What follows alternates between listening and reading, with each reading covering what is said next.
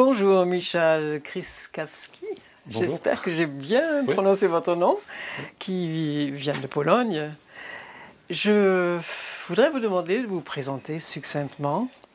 Alors, je suis professeur de philosophie et littérature à l'université de Silésie, à Katowice, où je dirige le centre d'études critiques sur les technologies.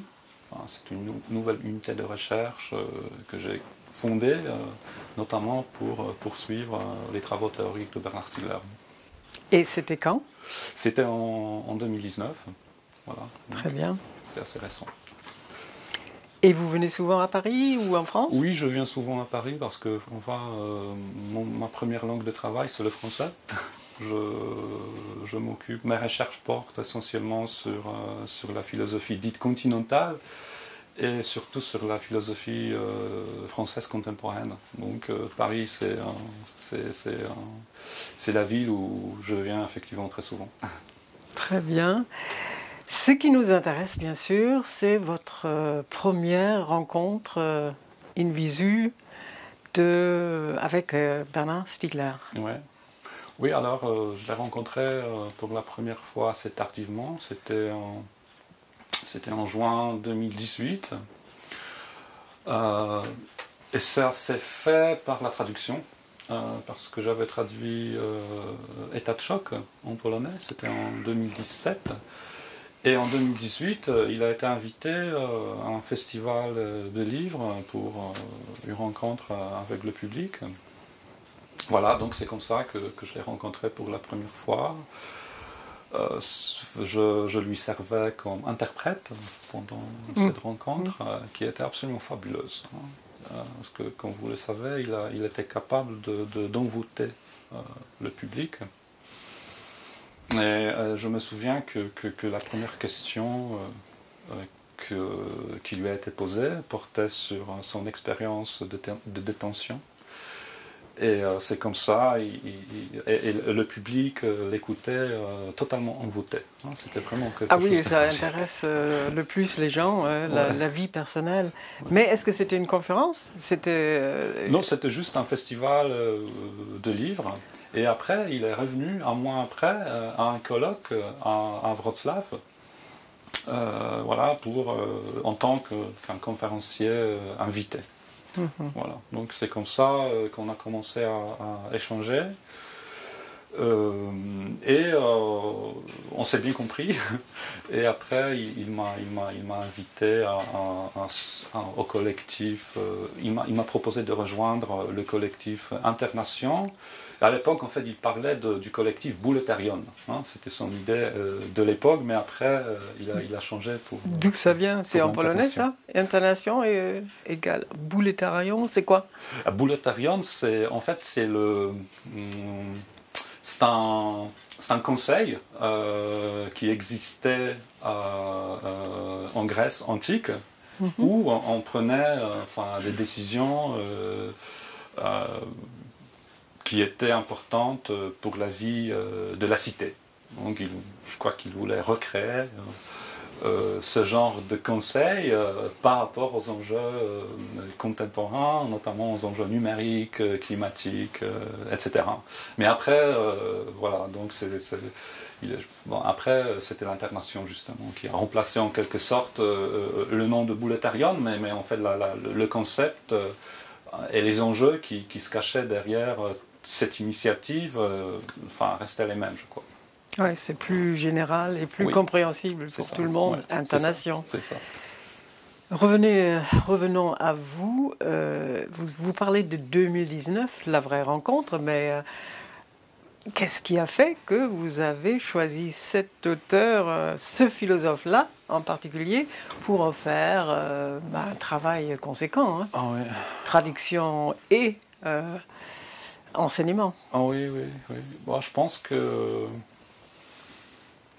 pour moi, Bernard Stiegler est quelqu'un qui m'a permis de redécouvrir en quelque sorte la philosophie française de la deuxième moitié du XXe siècle, notamment la philosophie dite post-structuraliste, alors la génération de Derrida, Foucault, Deleuze. Et ça, c'était quelque chose de très fort, hein, une sorte de coup de foudre philosophique. Hein. Il a ouvert ce champ que je croyais à l'époque déjà un peu périmé. Et il a su reprendre tous les enjeux de cette philosophie et de la transformer. Hein. Notamment par sa pensée de la technique. En fait, mes recherches ne me portaient pas sur la technique avant de connaître Bernard Stiegler. Donc c'est lui qui m'a permis de penser la technique, justement, à travers sa philosophie. Donc oui, sa rencontre à travers ses ouvrages, mais aussi en présentiel, était d'une importance cruciale pour moi. Vous avez cité les auteurs dont il s'inspire. Est-ce qu'il y a aussi un concept ou deux ou plus qui vous ont particulièrement attiré, fasciné? Il y en a vraiment beaucoup parce que je dois à Bernard Stiegler son idiome, hein, sa langue singulière à lui, que je pratique et que j'ai fini par adopter comme mienne. Et le problème avec cet idiome, c'est que c'est un idiome sérial, c'est-à-dire que tous ces concepts sont reliés les uns avec les autres. Mais bon, un concept qui m'a beaucoup frappé, c'est certainement le concept d'adoption, qu'il distingue de l'adaptation, en disant que justement il faut qu'on s'adopte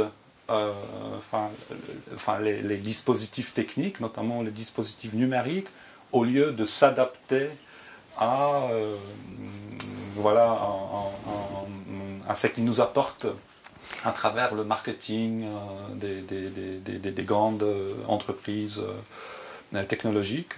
Donc il faut les intégrer, vous voulez dire? Adopter, oui. intégrer dans le sens de oui, c'est ça. Adopter. Mais aussi adopter, c'est opter pour d'autres solutions, hein, c'est-à-dire choisir librement, mais en étant conditionné technologiquement. Donc je pense que ce concept est une force pratique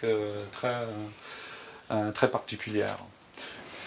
Un de ces concepts est la mise en capacité des gens. Alors, il a repris chez Spinoza aussi bien Amartya Sen, qu'il adore particulièrement. Oui. Avez-vous été mise en capacité par Bernard Stiegler? Oui, certainement. Ouais, certainement. Et comment? Vous l'avez bien dit. Ouais. Il m'a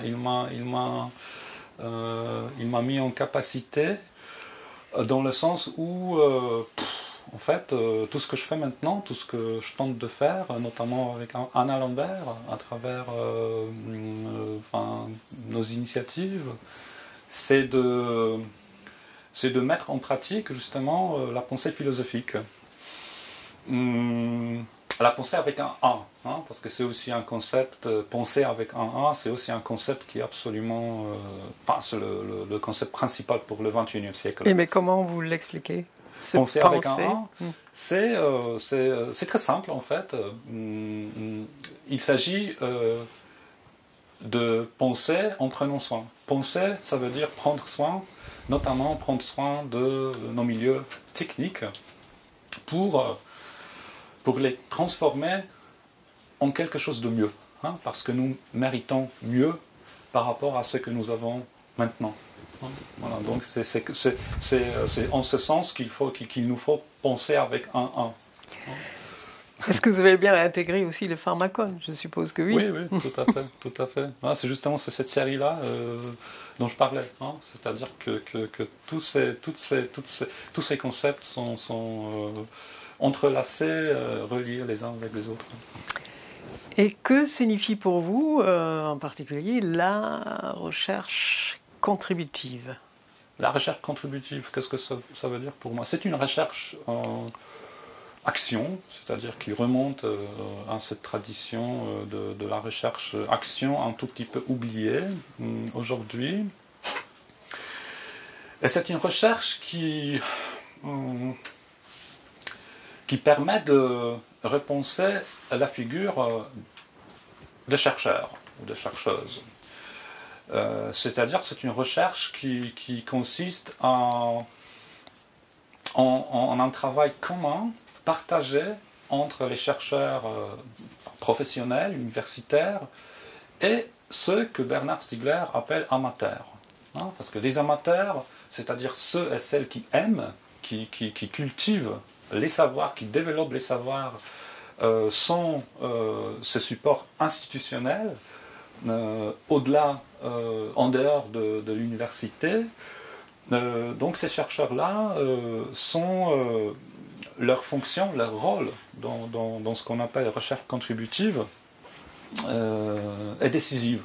Hein, et cette relation entre les professionnels et les non-professionnels, c'est enfin, le noyau de ce qu'on appelle recherche contributive. Pour moi, personnellement, c'est quelque chose qui peut remplacer l'époque des experts. Hein. Bien évidemment, on a besoin toujours des experts, mais l'enjeu, c'est de savoir comment pratiquer les savoirs d'experts sur le terrain, dans les localités concrètes, afin d'apporter des solutions très concrètes qui répondent justement à des problèmes locaux, conditionnés localement d'un point de vue géographique, historique, technique, culturel, etc. Donc c'est ça la recherche contributive. Il ne s'agit pas de faire un diagnostic et donner le rapport, par exemple, à la mairie, en leur disant, voilà, c'est ce que nous disons, et c'est à vous maintenant de mettre en œuvre ce que nous savons. Non, il s'agit de cultiver, de transformer des savoirs sur le terrain, c'est-à-dire avec les habitants voilà, qui sont là. Alors, ce qui m'intéresserait, puisque nous parlons aussi d'incarnation, autrement dit, d'une mondialisation avec Bernard Stiegler, quelle est la réception de ce philosophe et de ses concepts en Pologne?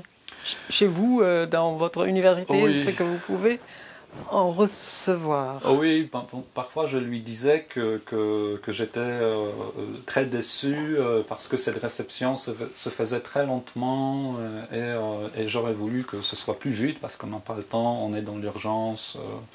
Et je croyais toujours que Bernard Stiegler avait des choses vraiment très très importantes à dire en tant que philosophe.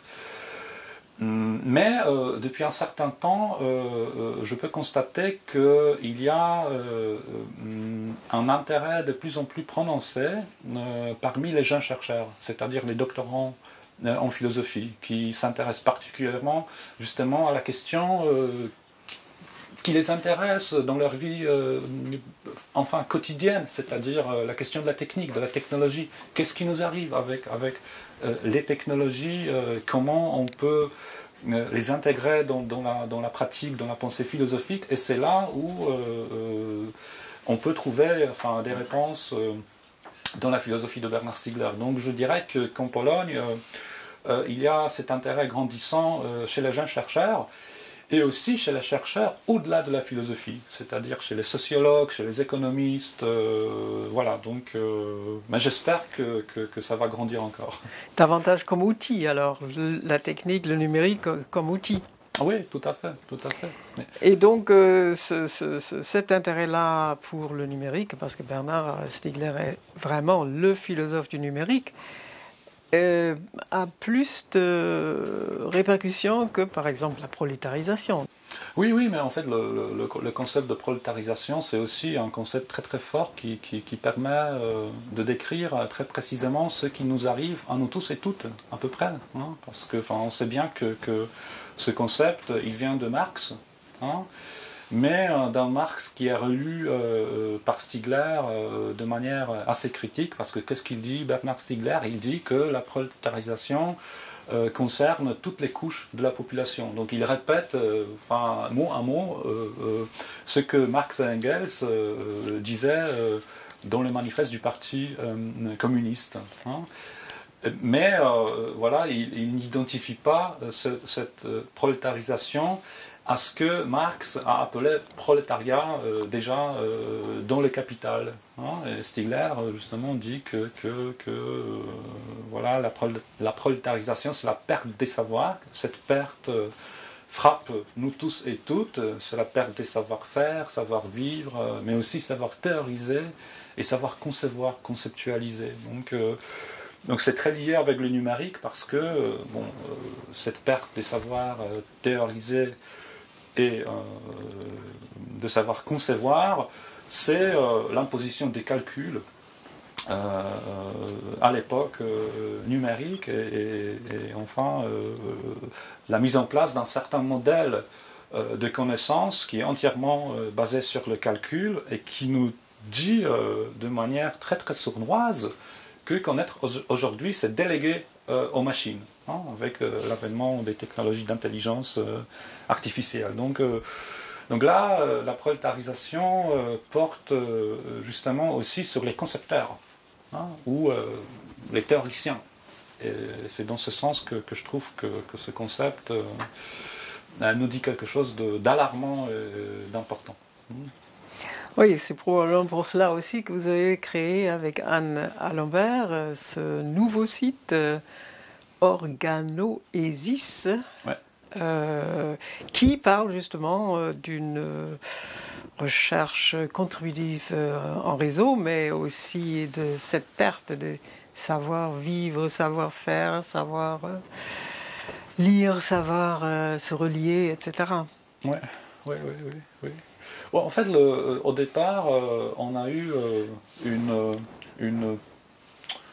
une idée très simple qui prolonge les travaux de Bernard, dans la mesure où nous disons que la pensée n'existe pas sans organes, c'est-à-dire sans organes techniques, sans organes corporels, c'est-à-dire le cerveau, les mains, et les organes sociaux, c'est-à-dire les organisations, les institutions. Voilà. Donc, pour parler de la pensée, il faut prendre en considération ce conditionnement organologique de la production, de la distribution des savoirs.